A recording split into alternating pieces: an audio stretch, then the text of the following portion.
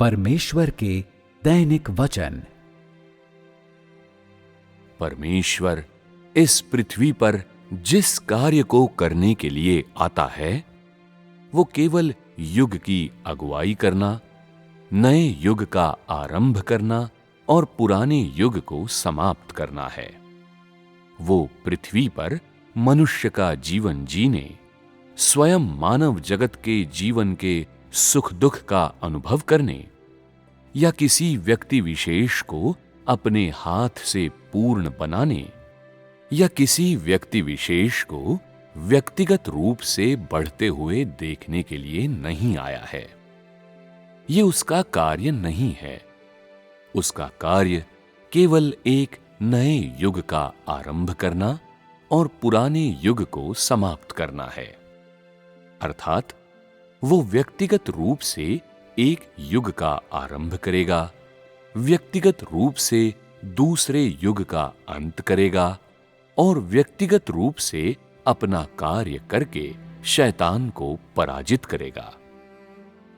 हर बार जब वो व्यक्तिगत रूप से अपना कार्य करता है तो ये ऐसा होता है मानो वो युद्ध के मैदान में कदम रख रहा हो। सबसे पहले वो विश्व को जीतता है और देह में रहते हुए शैतान पर विजय प्राप्त करता है।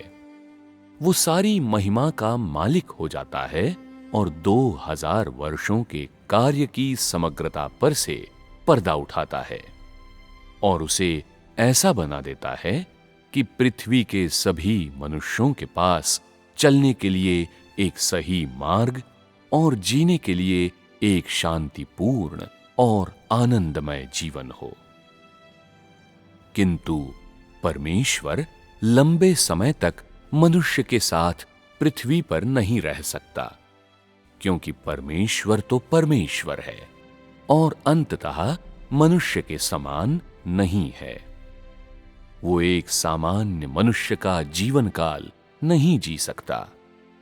अर्थात वो पृथ्वी पर एक ऐसे मनुष्य के रूप में नहीं रह सकता जो साधारण के अलावा कुछ नहीं है, क्योंकि उसके पास अपने मानव जीवन को बनाए रखने के लिए एक सामान्य मनुष्य की सामान्य मनुष्यता का केवल एक अल्पतम अंश ही है।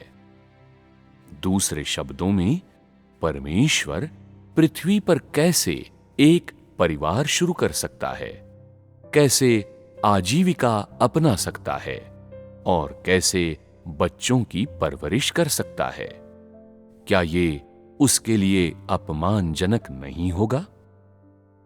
वो सिर्फ सामान्य तरीके से कार्य करने के उद्देश्य से सामान्य मानवता से संपन्न है, न कि एक सामान्य मनुष्य के समान अपना परिवार और आजीविका रखने में समर्थ होने के लिए।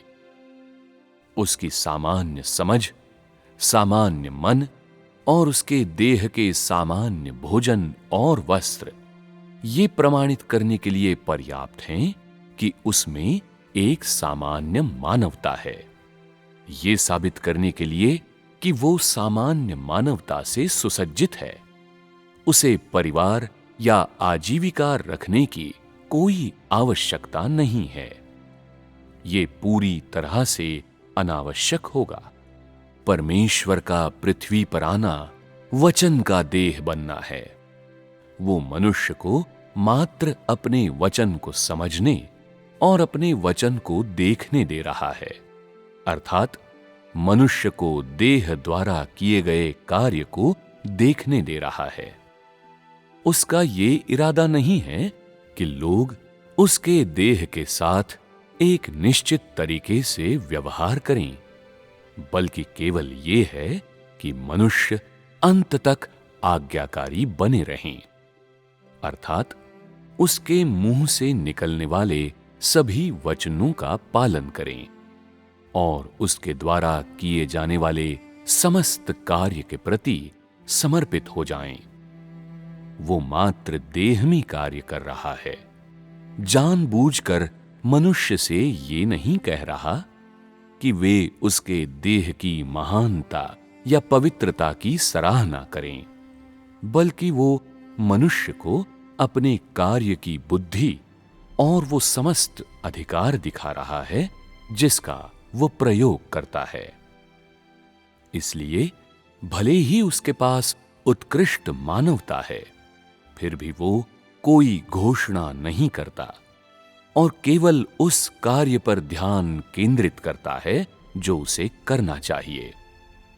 तुम लोगों को जानना चाहिए कि ऐसा क्यों है कि परमेश्वर देह बना और फिर भी वो अपनी सामान्य मानवता का प्रचार नहीं करता या उसकी गवाही नहीं देता, बल्कि इसके बजाय केवल उस कार्य को करता है जिसे वो करना चाहता है। इसलिए जो कुछ तुम लोग देहधारी परमेश्वर में देख सकते हो वो उसका दिव्य स्वरूप है।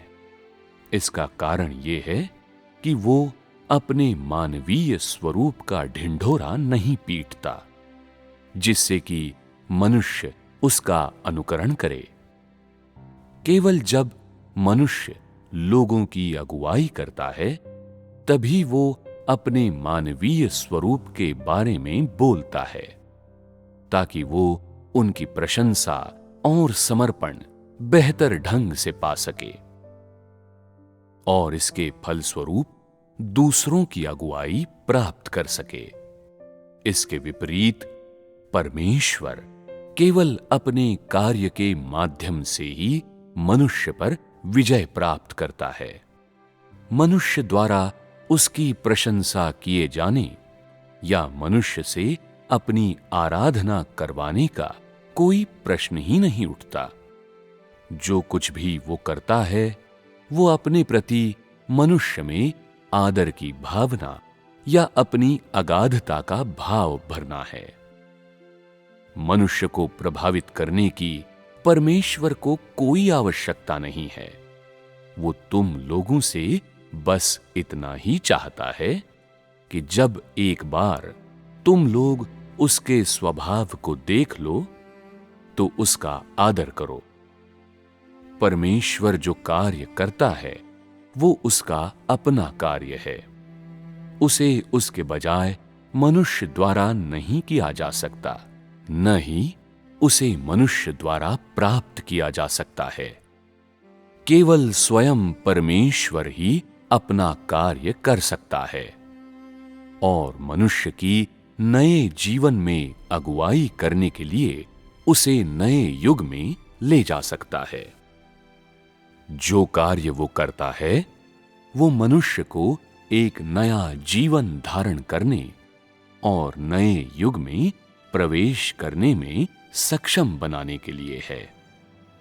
शेष कार्य उन लोगों को सौंप दिया जाता है जो सामान्य मानवता वाले हैं और जिनकी दूसरों के द्वारा प्रशंसा की जाती है। इसलिए अनुग्रह के युग में उसने 2000 वर्षों के कार्य को देह में अपने 33 वर्षों में से मात्र 3.5 वर्षों में पूरा कर दिया। जब परमेश्वर अपना कार्य करने के लिए पृथ्वी पर आता है तो वो हमेशा 2000 वर्षों के या एक समस्त युग के कार्य को कुछ ही वर्षों के लघुतम समय के भीतर पूरा कर देता है। वो विलंब नहीं करता और वो रुकता नहीं है।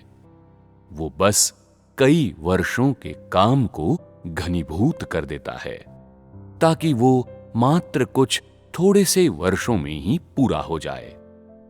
ऐसा इसलिए है क्योंकि जिस कार्य को वो व्यक्तिगत रूप से करता है वो पूर्णतः एक नया मार्ग प्रशस्त करने और एक नए युग की अगुवाई करने के लिए होता है।